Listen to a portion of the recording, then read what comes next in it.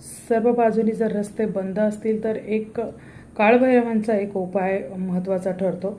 तो म्हणजे असा की दर रविवारी 8 लिंबू घ्यायचे आहेत, त्या लिंबांची माळ बनवायची आणि तुमच्या गावात जिथे कुठे काळभैरवाचं मंदिर असेल, भैरवनाथांचं मंदिर असेल, त्यांना जाऊन ती माळ घालायची आहे आणि दर रविवारी दूध पोळी किंवा अशी गोड पोळी कुत्र्याला, काळ्या रंगाच्या कुत्र्याला, पूर्ण काळ्या रंगाचं पाहिजे आणि ते पण रस्त्यावरचं पाहिजे। घरातल्या कुत्र्याला खाऊ घातले तर तो दत्तक पुत्रासारखा आपण त्याला सांभाळतो, त्यामुळे त्या घरातल्या कुत्र्याला खाऊ घातल्याचं तितकं तुम्हाला त्याचा लाभ होणार नाही। त्याच्यासाठी तुम्हाला रस्त्यावरचेच कुत्रे पाहिजेत, तर तुम्हाला भैरवनाथांची कृपा प्राप्त होते।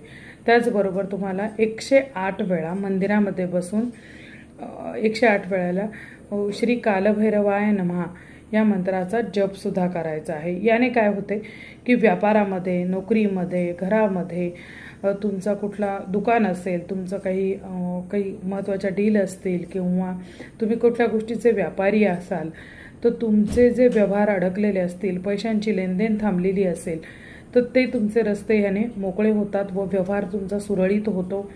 ज्या काही अडचणी येतात त्या अडचणी दूर होतात। काळभैरव अशी देवता आहे की जे आपल्याला रक्षणार्थ आपल्यासाठी उभी राहते। तर कालभैरवाची ही उपासना किंवा हा जो उपाय आहे हा कुणीही करू शकतं, महिला पुरुष।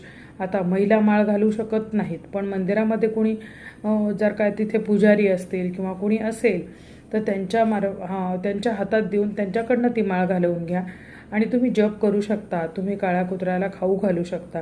अशा पद्धतीचा उपाय तुम्ही स्वतःही करू शकता। त्यामुळे तुमचे आलेल्या ज्या काही अडचणी आलेल्या आहेत त्या तुमच्या दूर होतील। आर्थिक तंगी जर का तुमची भरपूर प्रमाणामध्ये चालू असेल तर ती होईल आणि तुम्हाला बंद असलेले रस्ते तुमचे मोकळे होतील। अशा पद्धतीने भैरवनाथांची ही उपासना करावी व त्याचे अनुभव जरूर कळवावे। अशाच पुढच्या व्हिडिओसह तुम्हाला लवकरच भेटते। तोपर्यंत जय जगदंब। आणि तुम्ही हा व्हिडिओ कोणत्या भागातून बघत आहात मला जरूर कळवा।